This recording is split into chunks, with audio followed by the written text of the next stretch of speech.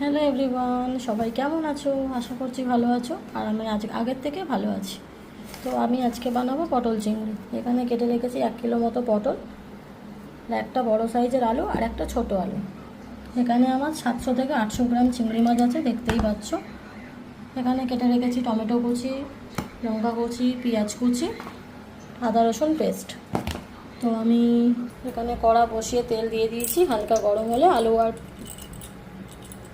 আলুটা আর পটলটা ভেজে চিংড়ি মাছটা ভেজে নেব।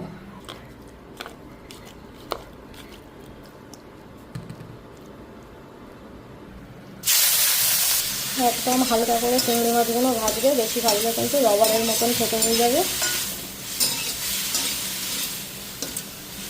10-12 সেকেন্ড ভাজলেই এনে, তাও অনেক বলে ফেললাম। চিংড়ি মাছগুলো আমার ভাজা হয়ে গেছে, কড়াটা বসানোই আছে। আমি এবার তেলটা দিয়ে দেবো।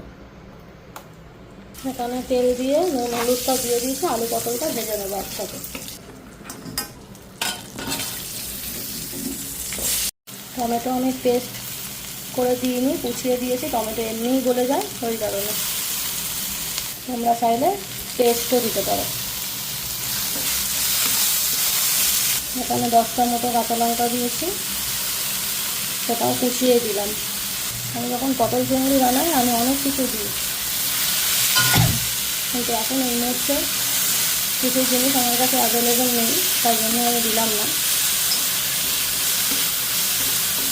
মোটামুটি সিম্পলভাবেই রান্না করছি। হলুদ গুঁড়ো 1 চামচ, জিরে গুঁড়ো 1 চামচ, ধনে গুঁড়ো, স্বাদ মতন নুন। নুনটা কিন্তু বুঝে দেবে।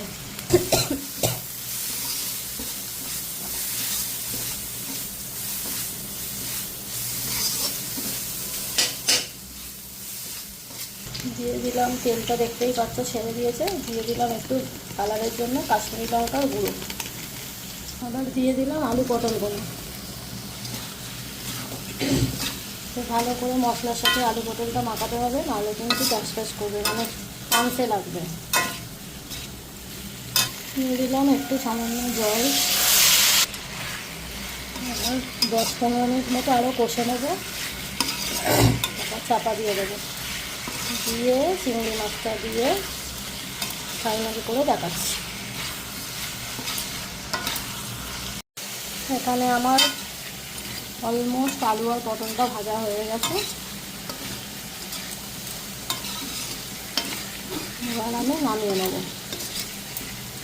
এখানে ফোড়ন দিয়ে দিলাম 2টো ছোটো এলাচ, 1টা লবঙ্গ, এলাচটা কিন্তু ফাটিয়ে দিয়েছি, আর একটু দারচিনি, 2টো শুকনো লঙ্কা।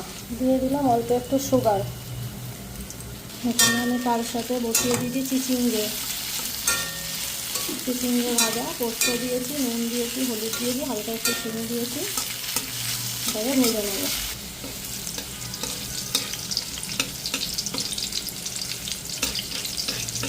দিয়ে দেবো এবার পেঁয়াজ কুচি। পেঁয়াজটাকে পুরো লাল লাল করে ভেজে দিয়ে দেবো আদা রসুন পেস্ট।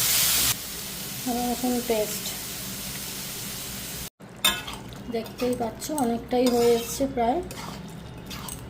হালকা আর একটু আলুটা সেদ্ধ হয়ে গেলেই হয়ে যাবে।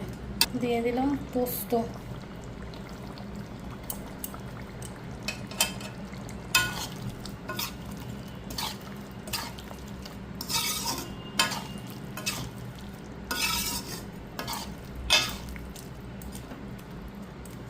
আর একটু পোস্ত দিয়ে দিলাম।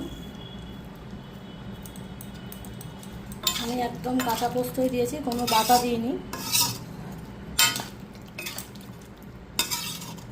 ঝালটা কম হয়েছে বলে আর একটু লঙ্কা গুঁড়ো দিয়ে দিলাম ঝাল।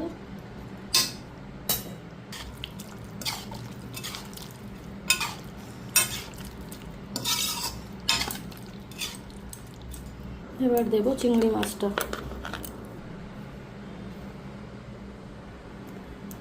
পুরো ভর্তি হয়ে গেছে, দেখতেই পাচ্ছ।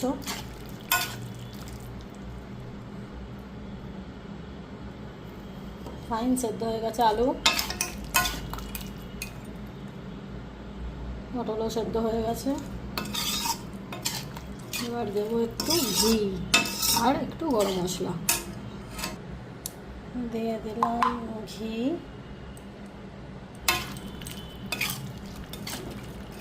এইভাবে তোমরাও বাড়িতে পটল চিংড়ি ট্রাই করে দেখো, দারুণ হয়।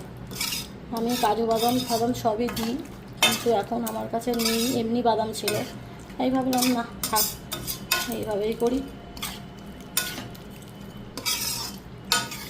দেবো গরম মশলা, দিয়ে দিলাম গরম মশলা। ফাইনালি আমি এবার নামাবো। তো ফাইনালি আমার পটল চিংড়ি রেডি হয়ে গেছে, দেখতেই পাচ্ছ কতটা লোভনীয় হয়েছে। ভাতের সাথে, রুটির সাথে, পরোটার সাথে, সব কিছুর সাথেই যাবে। তোমরা একবার এইভাবে ট্রাই করো। তো যদি তোমরা এরকম ভালো ভালো রান্না দেখতে চাও, তাহলে আমার ইউটিউবে চ্যানেলটাকে সাবস্ক্রাইব করে দেওয়ার অনুরোধ রইল। যারা ফেসবুকে দেখবে তারা একটা ফলো করে নিও। টাটা, দেখা হচ্ছে নেক্সট কোনো ভিডিওতে। ততক্ষণ সবাই ভালো থেকো, সুস্থ থেকো, সবাইকে ভালো রেখো। টাটা।